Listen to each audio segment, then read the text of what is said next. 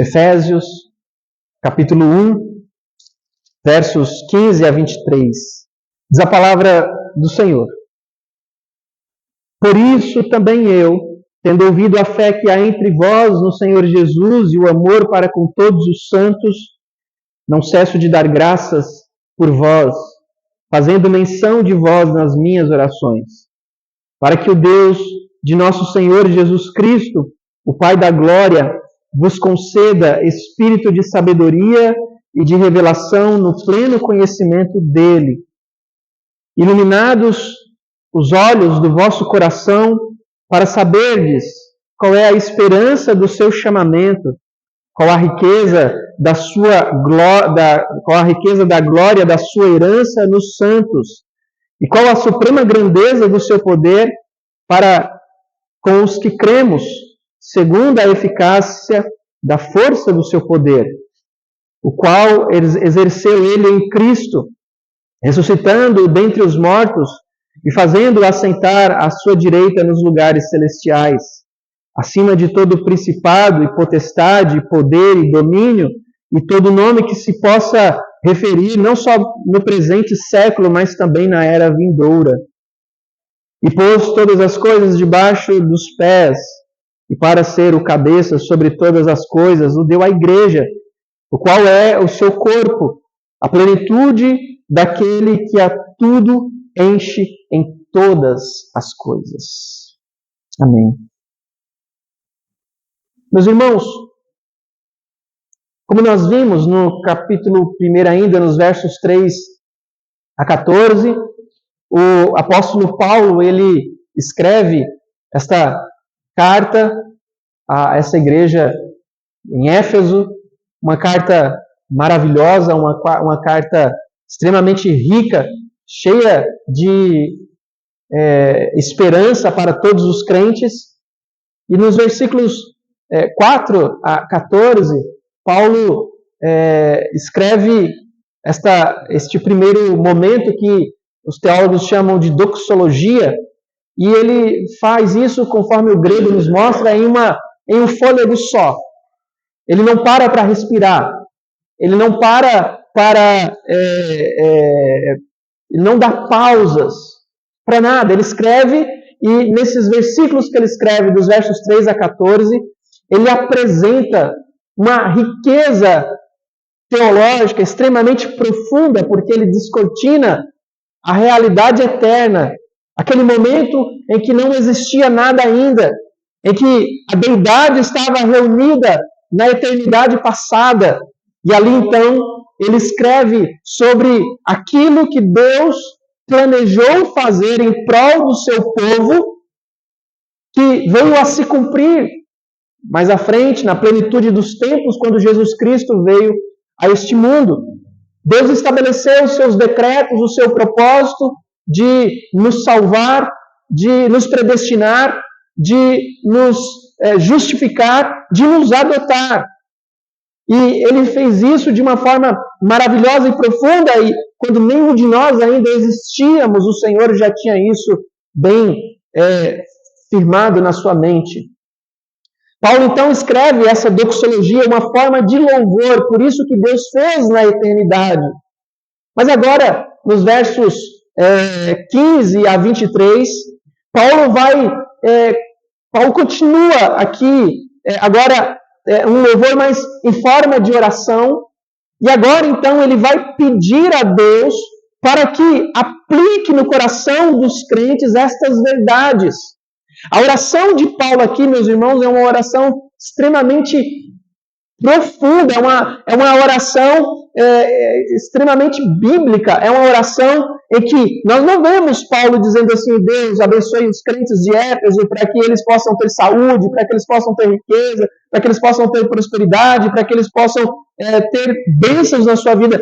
O que Paulo está pedindo a Deus nesses versos 15 a 23 é para que o Senhor Deus abra os olhos do nosso coração, para que o Senhor nos faça entender estas realidades maravilhosas e profundas que Deus propôs antes da eternidade. E compreendendo essas realidades maravilhosas e profundas, nós possamos viver a vida cristã fortalecidos e bem firmados em Cristo Jesus.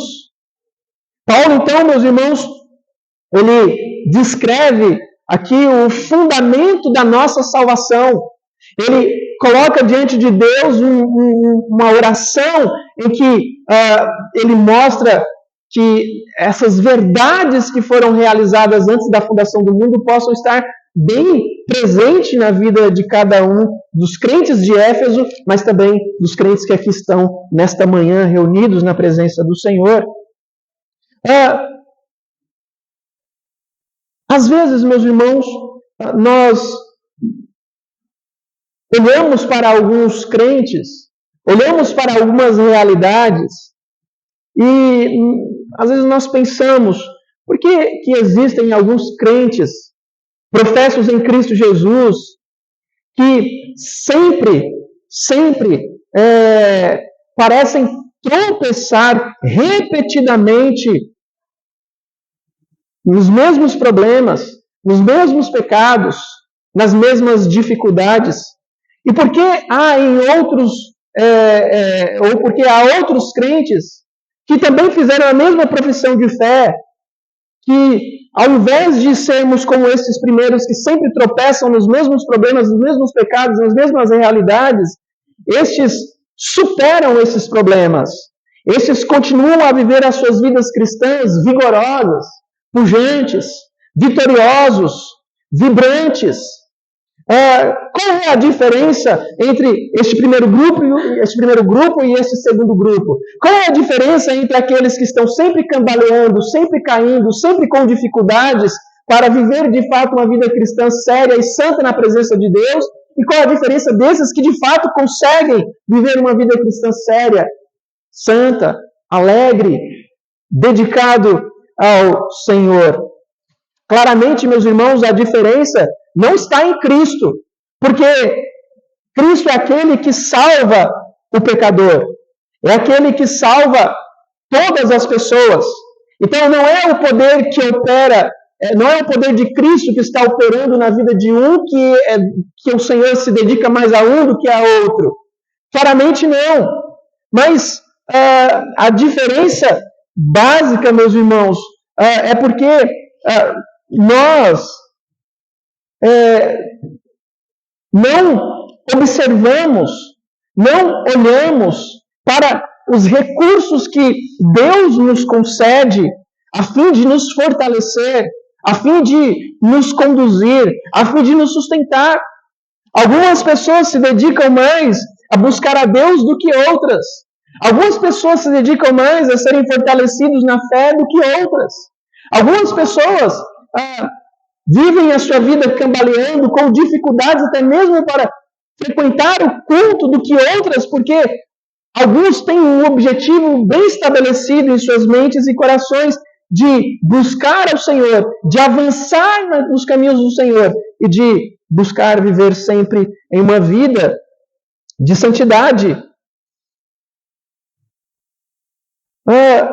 Portanto, meus irmãos, a diferença está naqueles que buscam, naqueles que se dedicam, naqueles que se colocam na presença de Deus com uma convicção bem clara do seu chamado, com uma convicção bem clara de que agora eles pertencem ao Senhor, porque o Senhor Deus é aquele que providenciou, que concedeu recursos. Nós temos todos os recursos necessários, meus irmãos, na palavra de Deus, para que a nossa caminhada cristã possa ser reta, possa ser bem estabelecida, possa ser extremamente firmada no Senhor. Aqueles que então vivem uma vida mais presente, uma vida mais santa na presença de Deus, esses vivem com entendimento e com discernimento de que Deus é aquele que conduz, é aquele que fortalece, é aquele que sustenta as suas vidas. Esses são aqueles que depositam toda a sua confiança em Cristo. São aqueles, meus irmãos, que entendem que somente através de Cristo é que eles podem perseverar na sua caminhada. E o apóstolo Paulo aqui, então, ele traz este ponto para nós, nesta segunda metade aqui, nessa segunda parte deste capítulo 1 de Efésios, nesta passagem onde ele vai mostrar aos leitores desta carta que ele estava orando continuamente por eles, para que eles pudessem entender, para que eles pudessem ver, para que eles pudessem ter uma compreensão de algo que era muito maior do que qualquer outra coisa que eles pudessem existir. Há uma realidade importante, meus irmãos, que se mantém como base de tudo o que Paulo diz nesta passagem.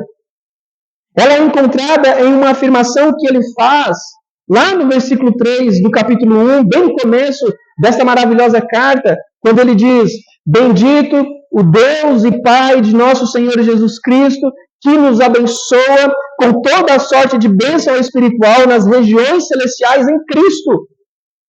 Primeiro, então, Paulo afirma que não é outro senão o Deus Pai de nosso Senhor Jesus Cristo que nos abençoa. Paulo, escrevendo aos Romanos, no capítulo 8, versículo 32, ele diz: aquele que não poupou o seu próprio filho, mas antes o entregou por todos nós, não nos dará, juntamente com ele, todas as coisas. Então, quem é que nos abençoa? Quem é que nos sustenta? Quem é que nos fortalece? É o Deus e Pai de nosso Senhor Jesus Cristo. É o Deus que escolheu nos salvar antes da fundação do mundo. Segundo, então, Paulo afirma, meus irmãos, que esse Deus que escolheu nos abençoar antes da fundação do mundo, ele nos abençoa com toda a sorte de bênção espiritual nos lugares celestiais. Toda a fala da completude da bênção que nós recebemos em Cristo está aqui apresentado por Paulo. Essas bênçãos espirituais, meus irmãos, fala da natureza da bênção, ou seja, são bênçãos vindas do céu, são bênçãos celestiais, são bênçãos suficientes para as nossas vidas.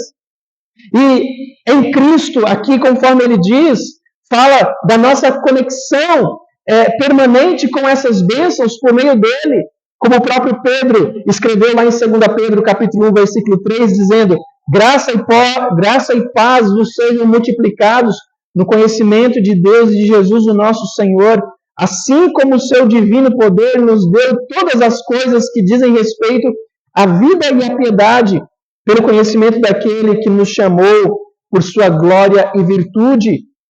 E em terceiro, Paulo fala aqui de sua bênção como sendo algo que já é nosso por completo. Somos informados que o Deus e Pai de nosso Senhor Jesus Cristo nos abençoou.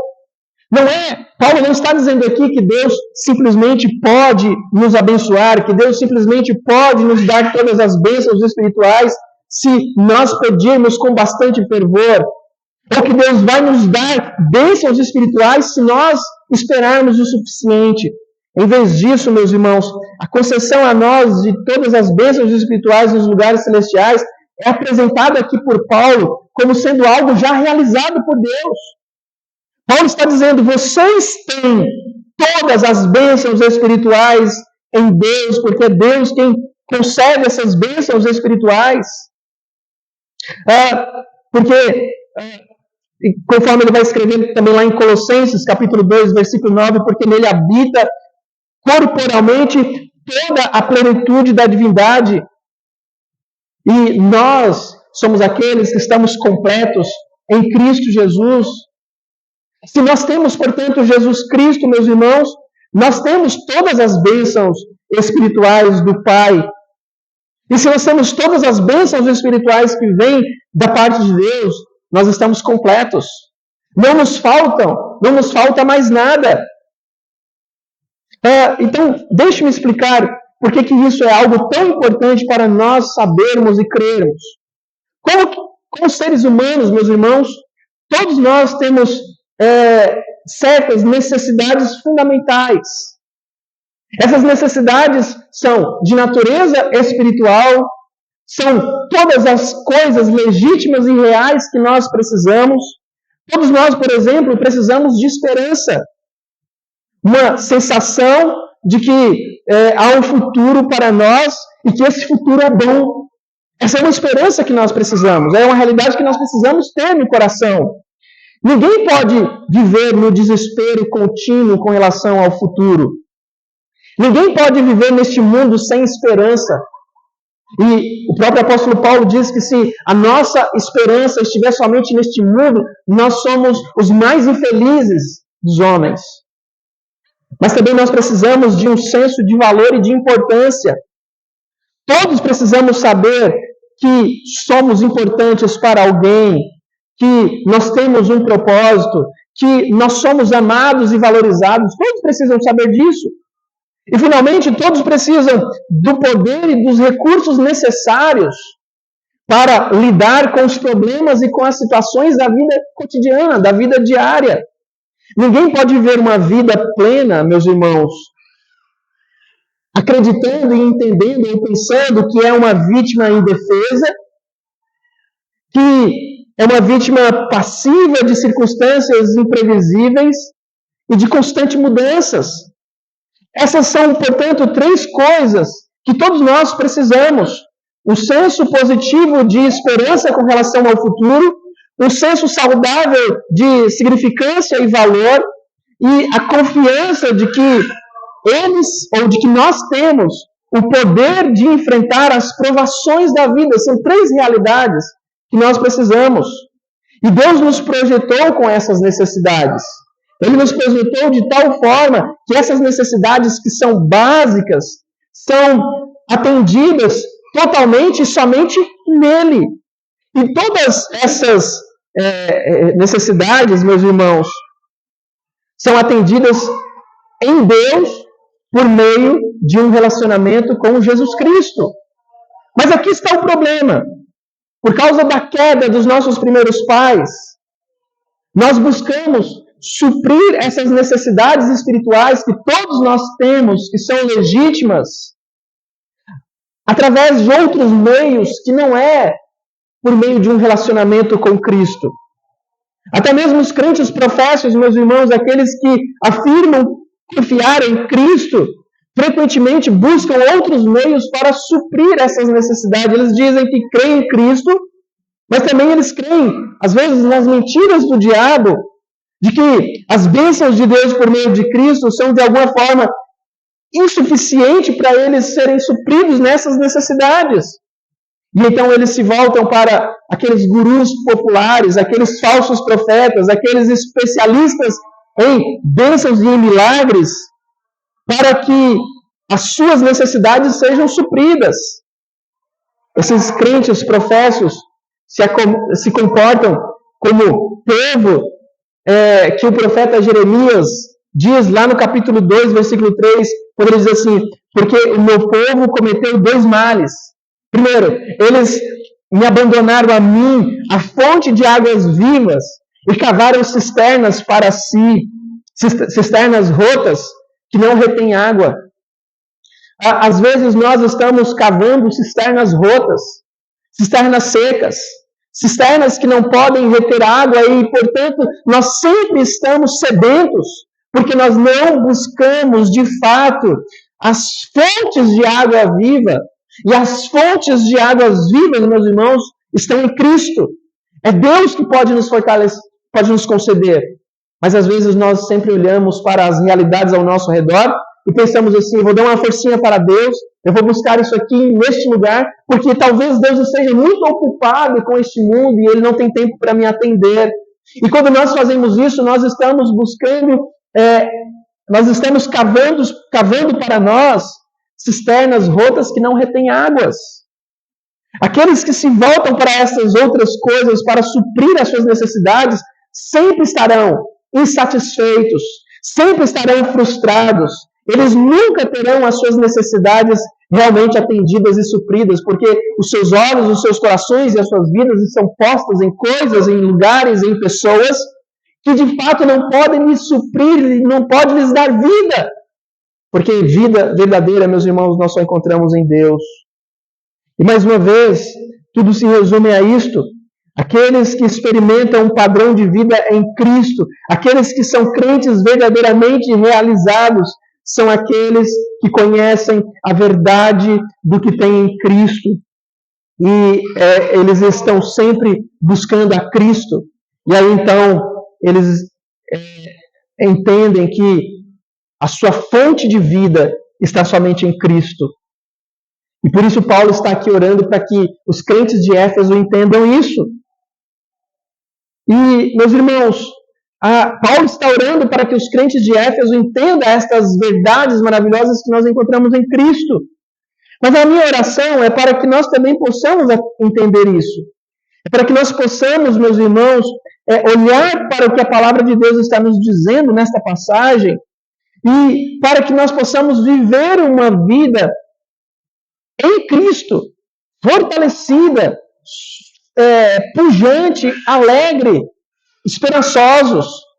A minha esperança é que, pela graça de Deus, nós conheçamos as bênçãos espirituais que nós temos em Cristo e possamos experimentar de fato essas bênçãos em nossas vidas. Vamos considerar um pouco mais de perto essa passagem, meus irmãos. Observe, então, que Paulo aqui no versículo 15 diz quem é que precisa saber estas coisas que ele está escrevendo aqui. No versículo 15, ele diz: por isso também eu, tendo ouvido a fé que há entre vós no Senhor Jesus e o amor para com todos os santos. Essas coisas, meus irmãos, sobre as quais Paulo ora aqui, não são coisas verdadeiras ou não são realidades para todos. Nem todos têm uma reivindicação legítima a toda a bênção espiritual nos lugares celestiais.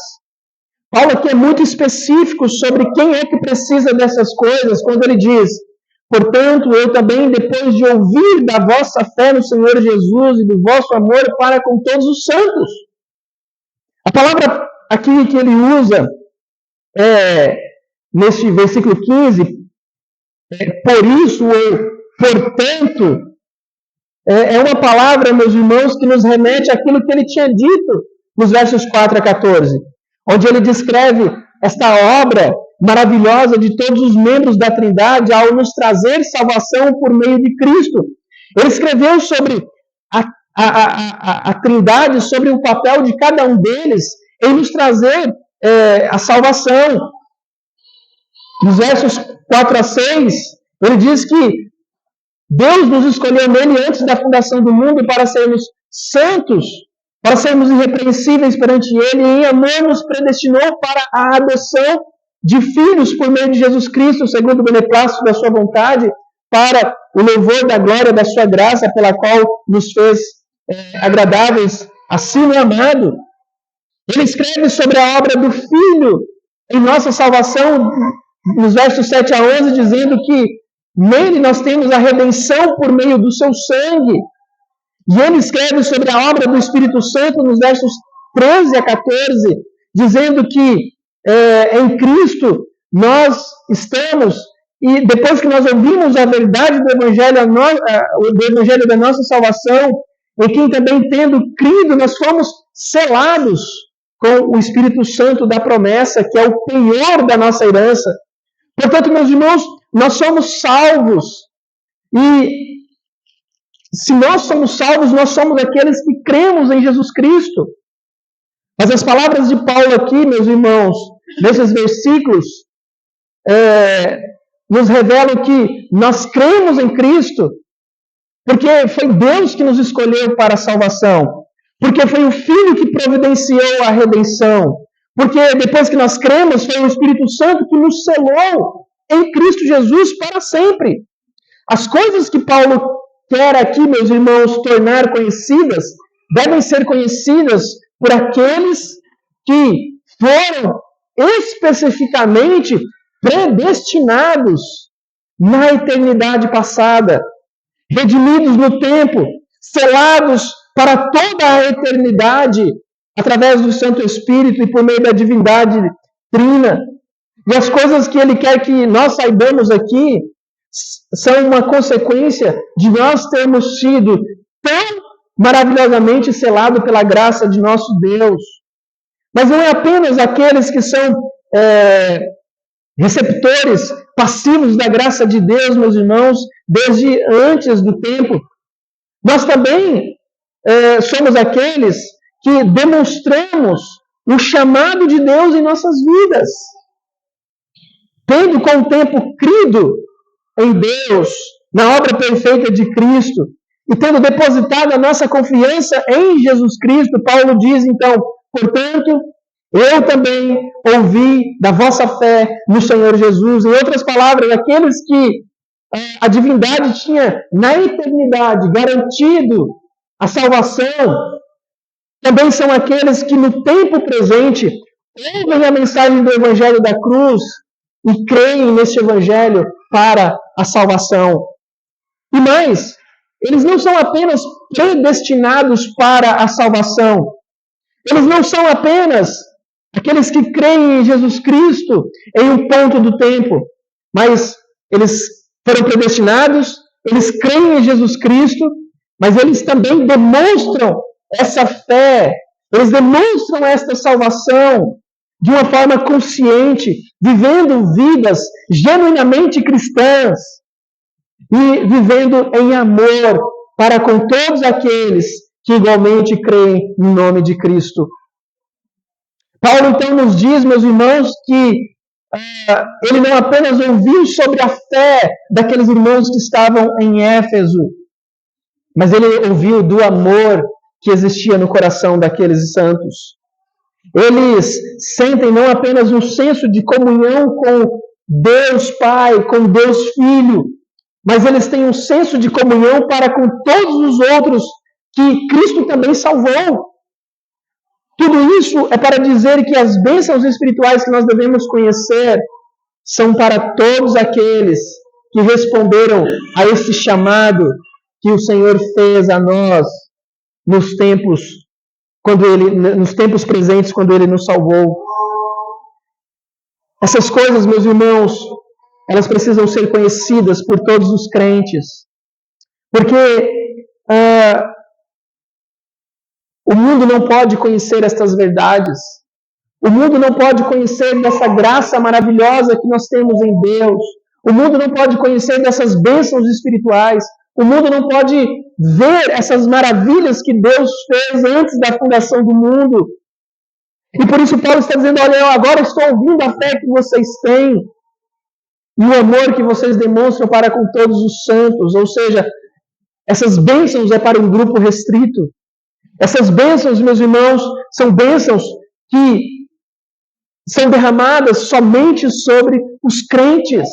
O mundo não pode conhecer, o mundo não pode desfrutar, o mundo não pode se alegrar nessas bênçãos, porque somente aqueles que Deus elegeu na eternidade passada e salvou na plenitude dos tempos é que pode conhecer. E por isso Paulo está dizendo, eu conheço a fé de vocês, eu tenho ouvido sobre a fé de vocês, eu tenho ouvido sobre o amor de vocês, porque a fé de vocês está bem estabelecida em Deus, mas o resultado da fé que vocês têm é o amor para com todos os santos. Paulo vê duas coisas extremamente importantes na vida dos crentes. A fé que nós encontramos em Deus, a fé que nós precisamos ter em Deus para seguir a nossa caminhada, mas o amor que nos une, o amor que nos torna um só corpo, o amor que nos torna uma só família, o amor que nos fortalece em meio às dificuldades da vida. Mas, meus irmãos, percebam que é extremamente crucial que eles entendam e saibam que Paulo está orando por eles. Olha só o versículo 16, Paulo diz assim, eu não cesso de dar graças por vós, fazendo menção de vós em minhas orações. Paulo aqui expressa algo extremamente importante em tudo isso que ele escreve.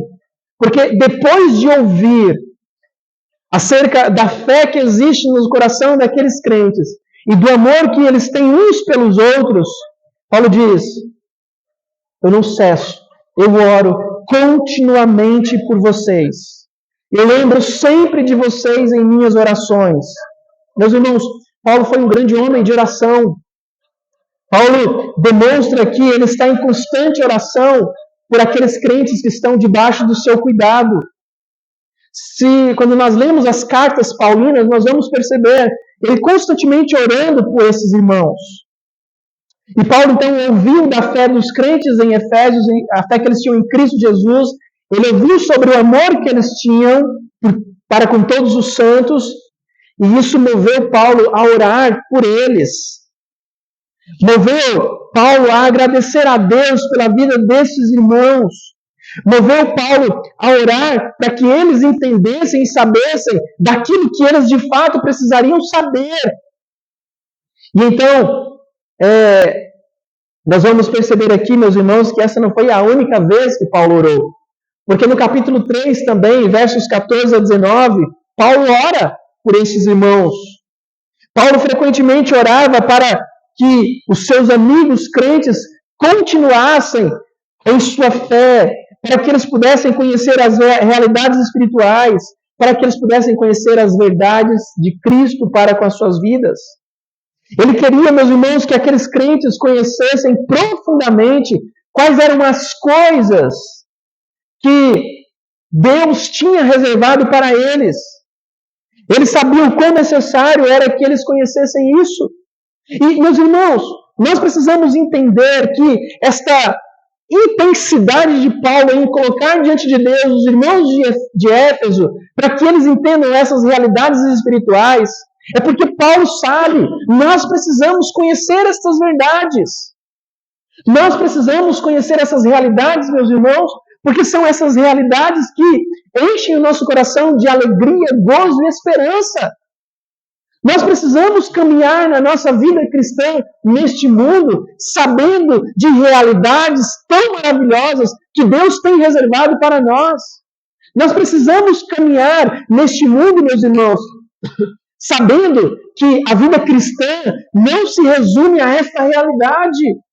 Que a vida cristã não se resume a virmos à igreja todo domingo. Que a vida cristã não se resume apenas a lermos as nossas Bíblias em casa. Que a vida cristã não se resume apenas nesse ajuntamento maravilhoso, gostoso que nós temos aqui. Porque a vida cristã, meus irmãos, vai além desta realidade. Paulo está dizendo, eu peço a Deus para que vocês entendam. Para que vocês entendam o que a vida cristã, ela é uma vida que vai além de qualquer realidade que este mundo pode apresentar. Que a vida cristã vai além de bênçãos, que a vida cristã vai além de prosperidade, que a vida cristã vai além de saúde.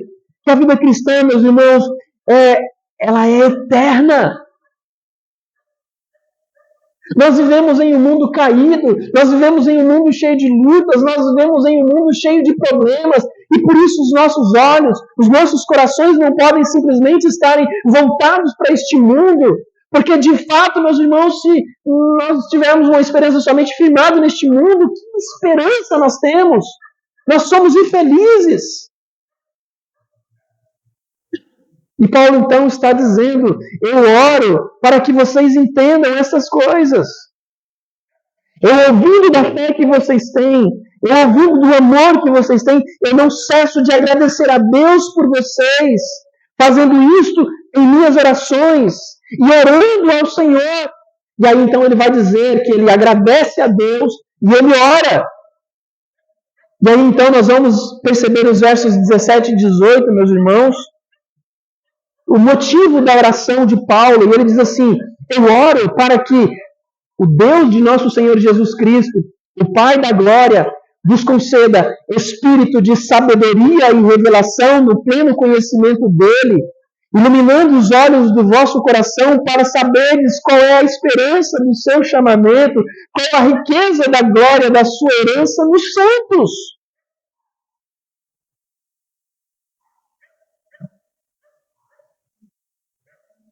Meus irmãos, Paulo aqui está se referindo a Deus como sendo o Deus de nosso Senhor Jesus Cristo, como sendo, e aqui ele está identificando para nós que o Deus de nosso Senhor Jesus Cristo é aquele que planejou a nossa redenção por meio de Jesus e a trouxe até nós por meio da adoção em Cristo. E é assim que Paulo se referiu a Deus no versículo 3 do capítulo 1. O Deus e Pai de nosso Senhor Jesus. Mas também, meus irmãos, é apropriado pensar nele desta forma, porque ele é o Pai da glória. Glória é o que a sua grande obra resulta, é o resultado da obra de Deus em nos salvar. A sua glória através de nós. 3 vezes Paulo menciona que Deus iria trazer iria trazer em nossa salvação a sua própria glória. No versículo 6, ele diz, para o louvor da glória de sua graça. No versículo 12, ele diz, para que nós, os que primeiro confiamos em Cristo, sejamos para o louvor da sua glória. E no versículo 14, ele diz, para o louvor de sua glória. Portanto, meus irmãos, este é o Deus de nosso Senhor Jesus Cristo, que provou em nossa salvação ser o Pai da glória. E ele é o Pai da glória porque ele traz a glória plena em Jesus Cristo, seu Filho. Mas observe aqui o ponto de Paulo, porque é somente pela graça do nosso glorioso Pai que nós podemos verdadeiramente conhecer as ricas bênçãos espirituais que Ele nos deu. E então Paulo ora para que Deus, o Deus de nosso Senhor Jesus Cristo, o Pai da glória, nos conceda, primeiro, um espírito, isto é, uma disposição interior, que é caracterizado por sabedoria e revelação no conhecimento dele. Revelação é um ato que Deus, no qual concede a nós a verdade que de outra forma nós não conheceríamos. Sabedoria é a capacidade de aplicar essas verdades corretamente em nossas vidas. E, portanto, meus irmãos, essas são verdades que Deus realiza em nós.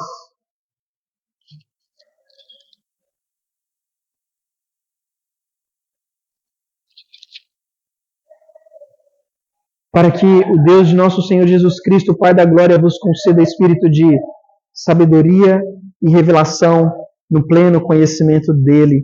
Meus irmãos, nós nunca, jamais poderíamos conhecer das bênçãos espirituais que Deus tem para nós se ele não nos levasse a enxergar e a perceber estas coisas.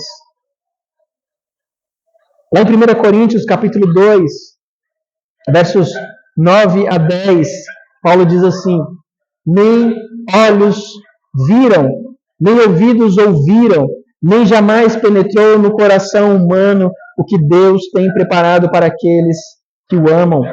Mas Deus não o revelou pelo Espírito, porque o Espírito a todas as coisas prescruta, até mesmo as profundezas de Deus. Meus irmãos, nós não temos ideia das coisas que Deus tem preparado para nós. E Paulo ora para que nós possamos ter os olhos abertos, entender estas verdades, para que os olhos dos nossos corações sejam iluminados, porque sem a graça de Deus nós não podemos conhecer essas verdades espirituais que nós temos em Cristo Jesus.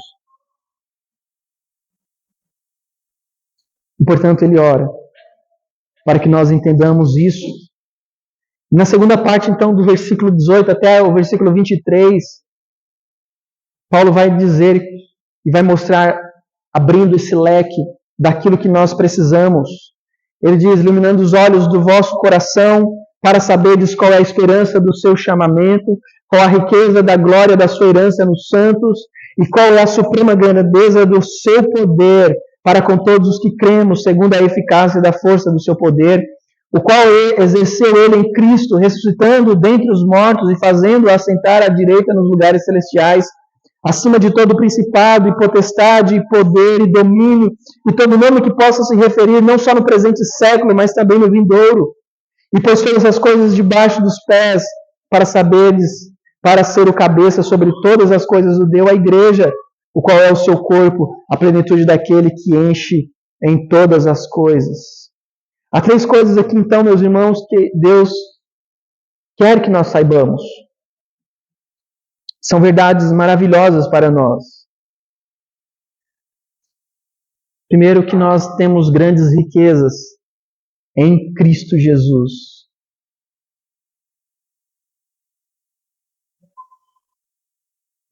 Meus irmãos, você talvez não tenha noção disso, ou nós talvez não tenhamos noção disso, do quanto nós somos ricos. Do quanto nós temos bênçãos e mais bênçãos em nossas vidas.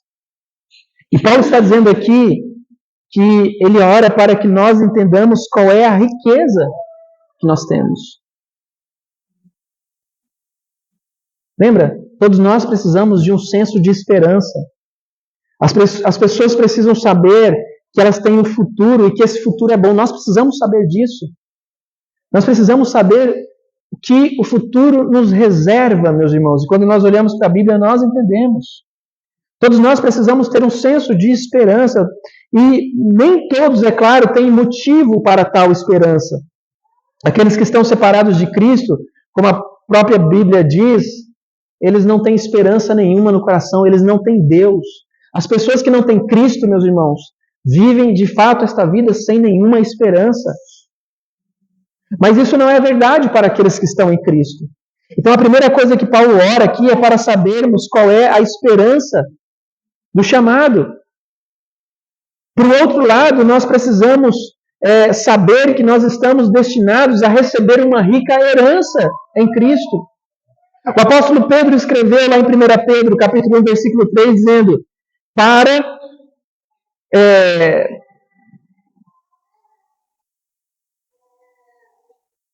ele diz que nós nascemos para uma viva esperança pela ressurreição de Cristo Jesus dentre os mortos. Porque Cristo vive, meus irmãos, nós também viveremos com Ele. E essa ressurreição é a nossa esperança, é a herança incorruptível, imaculada, imarcessível, reservada para nós nos céus. Ninguém jamais pode tirar essa herança de nós. Nós podemos não ter as mãos nesta herança desde já, mas ela já é nossa. Ela já pertence a nós. E ela está guardada de forma segura para nós no céu. Não importa o que aconteça aqui conosco nesta terra. Não importa, meus irmãos. Não importa as lutas, não importa os sofrimentos, não importa os problemas. Nós temos uma herança reservada para nós nos céus. Não importa como nós vamos chegar lá no céu. No sentido de que a nossa caminhada neste mundo é cheia de problemas e de lutas. Quando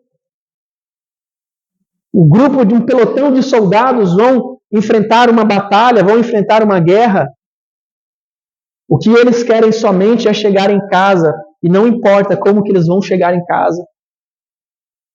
Às vezes uns chegam sem braço, outros chegam sem perna, outros chegam sem o olho, mas eles querem chegar em casa. E, meus irmãos, quando nós pensamos na herança que nós temos para nós reservada nos céus, e pensamos neste mundo tão difícil que nós vivemos, nós podemos ter certeza, muitos sofrimentos nós vamos experimentar nesta vida, mas não importa, porque nós vamos tomar posse, né, dessa herança lá nos céus, daquilo que Deus tem reservado para nós.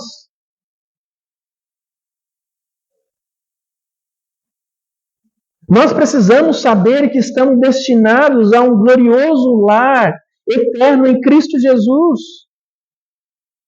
Jesus anseia por nos ter com Ele para sempre, meus irmãos. E nós habitaremos para sempre com Ele, onde nós desfrutaremos da sua glória completa em nós.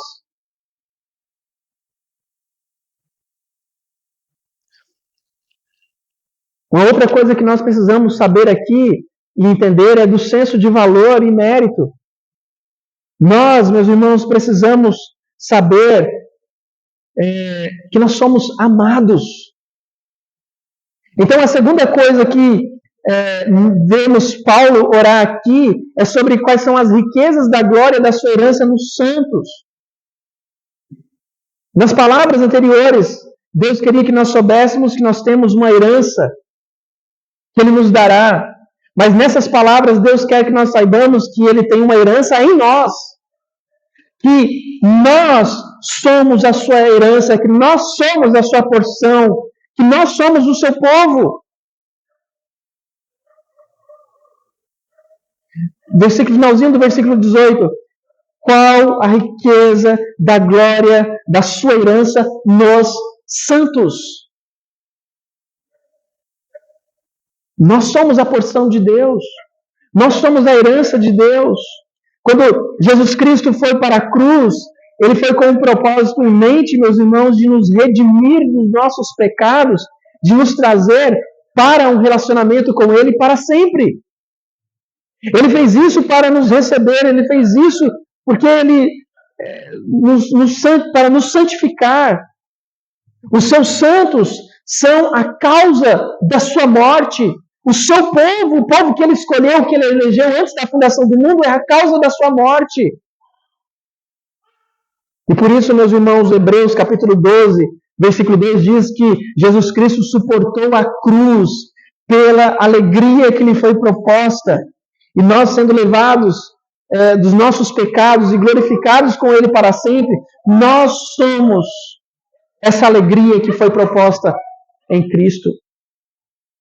Paulo diz que o amor de Cristo pela igreja é o exemplo de como o noivo deve amar a sua noiva, que é o exemplo de como o marido deve amar a sua esposa. Porque o marido deve amar a sua esposa como Cristo amou a sua igreja, como Cristo se sacrificou por ela. E o próprio Jesus orou lá em João capítulo 17, versículo 24, dizendo: Pai, aqueles que me deste, eu desejo que onde eu estiver, estejam eles comigo. De fato, meus irmãos, Jesus afirmou em sua oração por nós que o Pai nos ama como o Pai ama o próprio Filho. Em Cristo nós temos valor. Meus irmãos, tem uma música que nós cantávamos antigamente, um pouco herética, que diz: quero que valorize o que você tem, você é um ser, você é alguém tão importante para Deus, nada de ficar sentindo angústia e dor nesse seu complexo inferior, dizendo às vezes que não tem ninguém. Você tem o valor. Por isso, levante, cante, exalte ao Senhor, você tem valor. Meus irmãos, a parte de Cristo ninguém tem valor nenhum. O valor que nós temos está em Cristo. Se nós não estivermos em Cristo Jesus, nós estamos perdidos neste mundo sem nenhuma esperança. O valor dos crentes está em Cristo Jesus. O prazer de Deus nos crentes, Ele tem prazer porque Ele tem prazer em Cristo. Quando no batismo de Jesus Ele diz: este é o meu Filho amado, em quem me comprazo, em quem tenho prazer, Ele está dizendo: o meu prazer está em Cristo. E se nós não estivermos em Cristo, nós não vamos desfrutar e saber que Deus tem prazer em nós, porque o prazer que Ele tem em nós está em Cristo. O valor que nós temos está em Cristo. É intrínseco a Cristo. Por isso, meus irmãos, o amor de Cristo está em nós. E o Pai ama a nós, assim como Ele ama a Cristo, mas tudo é por causa de Cristo. Tudo é por causa do seu Filho. Se Cristo tem um povo, se Cristo tem uma igreja, se Cristo tem uma noiva, foi porque Deus deu esta noiva ao seu Filho. E nós somos a sua porção, porque nós estamos em Cristo Jesus. E nisso está o nosso valor. Paulo ora para que nós tenhamos os olhos abertos para entender isso e para saber quais são as riquezas da glória da sua herança nos santos. Há mais uma coisa, meus irmãos, que nós precisamos saber. Todos nós precisamos ter um senso de confiança de que serão capazes de enfrentar os desafios e as provações da vida. Todos nós precisamos do poder, dos recursos necessários para lidar com os problemas e com as situações que surgem no meio do caminho. Então Deus quer que nós conheçamos a suprema grandeza do seu poder, que aqueles que creem nele têm.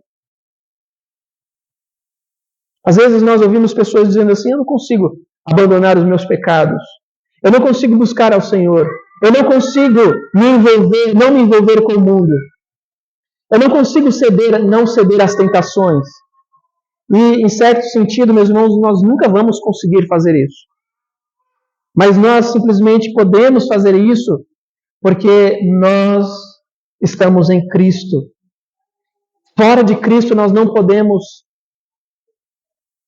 não ceder às tentações, não nos envolver no pecado, não realizar essas obras difíceis que o mundo coloca diante de nós.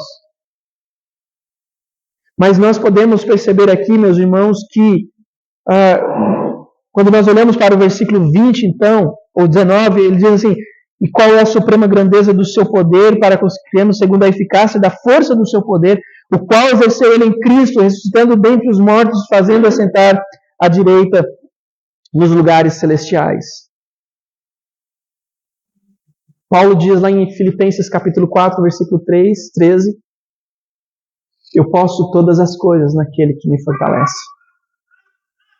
Em Efésios 2:20, ele ora, ele diz: ora, aquele que é poderoso para fazer infinitamente mais do que tudo quanto pedimos ou pensamos, conforme o poder que opera em nós. Em Gálatas 2:20 ele diz: já estou crucificado com Cristo e vivo não mais para mim mesmo, mas para Cristo que vive em mim. E a vida que agora vivo na carne, vivo pela fé no Filho de Deus que me amou e a si mesmo se entregou por mim. Meus irmãos, não há literalmente nada que Deus nos chame para fazer que Ele também não nos forneça o poder que nós precisamos para fazer. Se Deus nos chama para ser seu povo, se Deus nos chama para ser os seus filhos, se Deus nos chama para ser crentes em Cristo Jesus, nós podemos ter certeza, Deus vai nos dar o poder para isso. Deus vai nos conceder todos os recursos para isso. Sozinhos nós não vamos conseguir, mas em Cristo nós conseguimos. E aí então Paulo vai dizer qual que é esse poder que opera em nós. Ele diz que o poder que opera em nós é o poder que ressuscitou Cristo dentre os mortos. Quando nós pensamos na cruz, meus irmãos, nós não temos ideia do que de fato foi a crucificação de Jesus. Nós não temos ideia de fato o que foi aqueles momentos terríveis de Cristo na cruz, do que Ele enfrentou, do que Ele passou, do que Ele experimentou. Mas nós olhamos para a palavra de Deus e nós olhamos e sabemos que o poder que estava ali levantando Cristo da morte é o poder que nos acompanha todos os dias para que nós sejamos crentes de fé e de amor de uns para com os outros.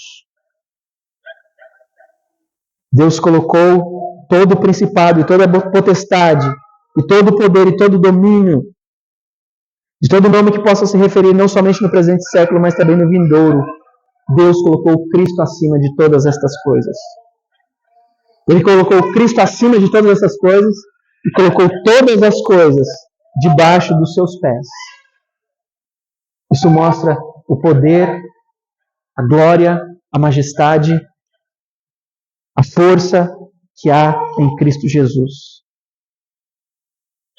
E aí Paulo fecha dizendo: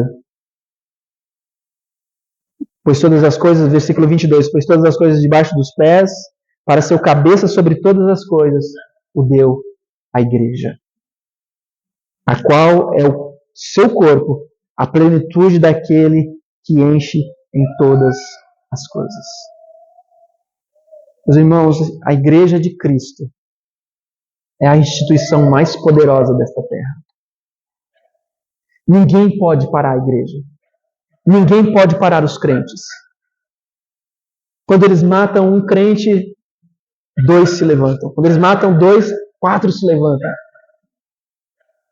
A igreja, meus irmãos, é a única coisa deste mundo que estará no novo céu e na nova terra. Não existirá mais nada deste mundo que estará lá na glória. somente a igreja. Por quê? Porque a igreja pertence a Cristo. Porque a igreja é a noiva de Cristo.